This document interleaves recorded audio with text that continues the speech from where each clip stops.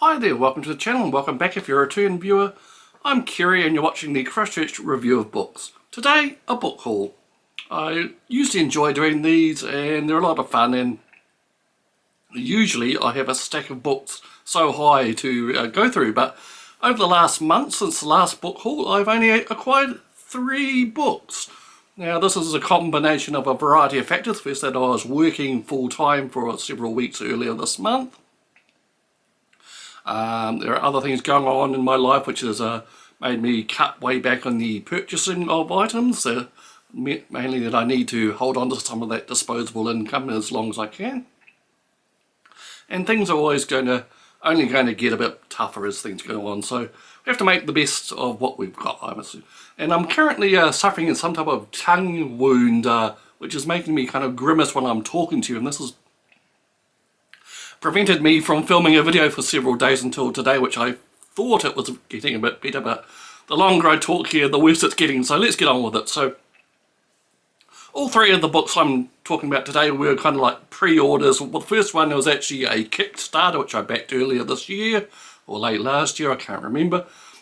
And, yeah, like I said, I haven't been ordering anything new lately, so these are all just pre-orders that have come through in the last month or so.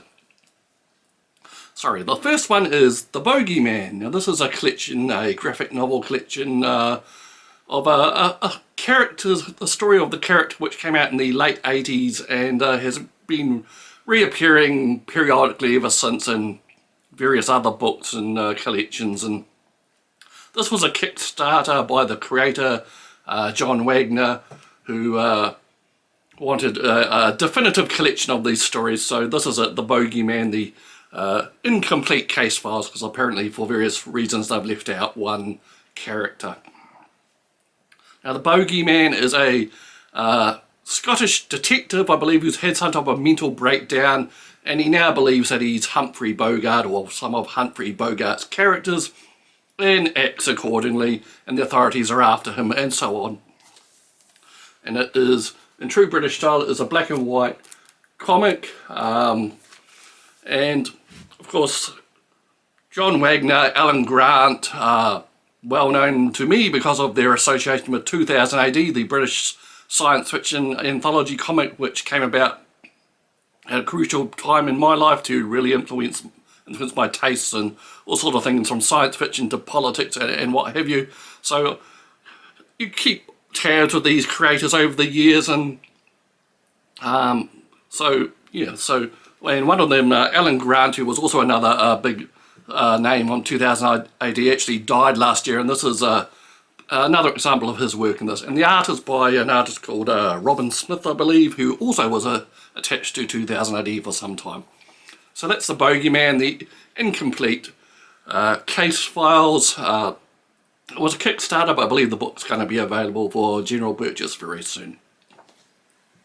Now, on a completely different tangent, this book, the Big Book of Cyberpunk. This is a hefty paperback published in late September. This is the US edition. I believe a hardcover edition is going to be published in the UK and Commonwealth, but I wanted to get hold of it first, so there you go. And it's edited by a gentleman called Jared Shurin, and it attempts to tell a story of the cyberpunk genre, going back to at least 60, 70 years ago, to the inklings of the type of low-life, street tech, punk, high-tech, corporations rule everything type of thing. And so we've got stories from the late 50s onwards in here, and all the big names are there. Pat Cadigan, Cory Doctorow, William Gibson, and so on. Neil Stephenson as well, of course. And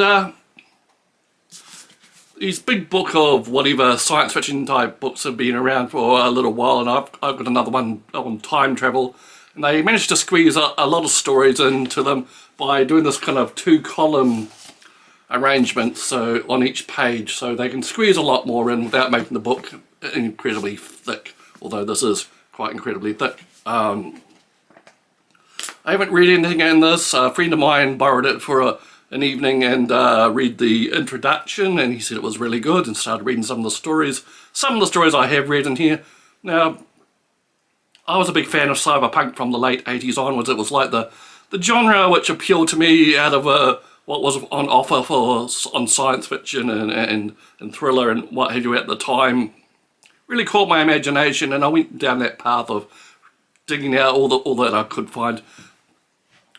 I still enjoy it, but I find a lot of the cyberpunk that comes out these days, or is identified as kind of like a pastiche of the earlier stuff. They kind of get stuck in a cycle of the same thing, even though a lot of the things in the early cyberpunk books have actually come to pass in our modern world. We're actually living pretty much in a cyberpunk world with all its ups and downs and good sides and downsides. So it's interesting to follow the development of a genre in the book like this. So that is the Big Book of Cyberpunk.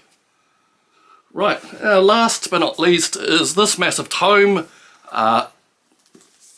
Dreamland, subtitled The Secret History of Area 51. Now this is a very heavy book, very expensive book that I had on pre-order for quite a while. And this is written by Peter W. Merlin. Now if you are an aviation fan or aerospace fan like me, you'll recognise that name. He's been writing books on topics about aircraft development and history for many years, and this is like his magnum opus on the Area 51 topic. Now you're probably familiar with Area 51. It's become part of popular culture, lots of associations with UFOs and aliens and all sorts of rubbish, but this is like a sober compilation of all the information that is known about the secret, formerly secret base in Nevada, USA, used by the Americans to develop secret technologies like the U-2 spy plane, the SR-71, the F-117A Nighthawk stealth fighter, B-2 stealth bomber, and of course things like on the book, the aircraft on the cover, the Tacit Blue, I believe it was called, or Tacit Blue.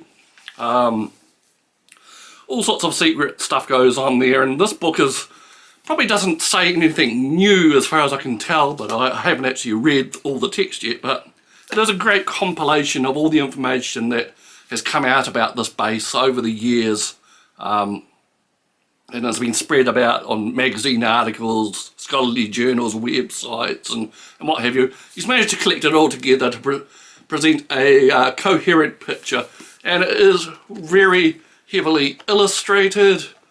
Aircraft pictures, secret aircraft pictures, diagrams, historical photographs, maps, all that type of thing. As well as the secret development project, also dives into things like the controversial toxic waste disposal at the base, which has caused many lawsuits and what have you. And also the operation of adversary aircraft. They basically flew squadrons of Soviet-built MiG fighters and Sukhois and what have you, and secret projects called the Red Eagles and so on. These operated in secret with false cover names and what have you for so long, even though several people were killed in accidents involving them. It was all quite hush-hush until about a decade ago or more.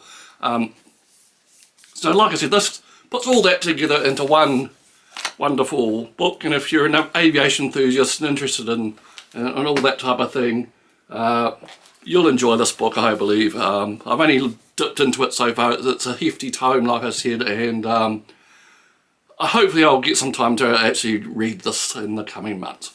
Okay, so that pretty much is all 3 books that I have received over the last month. It seems really small compared to my usual thing. I'm sorry about that.